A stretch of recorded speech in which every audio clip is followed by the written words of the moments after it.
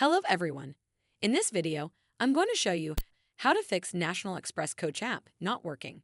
So first of all, let's talk about the easiest and often the most effective fix. Head over to Google Play Store and tap on this magnifier icon at the bottom.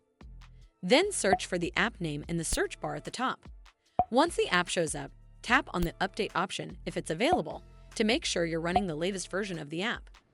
But if the app still isn't working, try deleting the temporary files. Head over to your device settings and then scroll all the way down to Apps and tap on it. From here, scroll down and look for the app. You can see mine is over here. Then tap on it. And once you're on this screen, you need to scroll down and tap on the storage option. It'll take you to this screen. Over here, you need to tap on the Clear Cache option.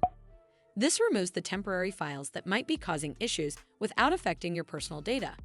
You can also tap on Clear Data option, but keep in mind this resets the app to its default state, so you might lose saved settings or your login details.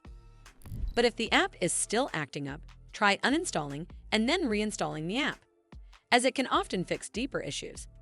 Simply head over to this app page and tap Uninstall at the bottom, and then tap OK to confirm.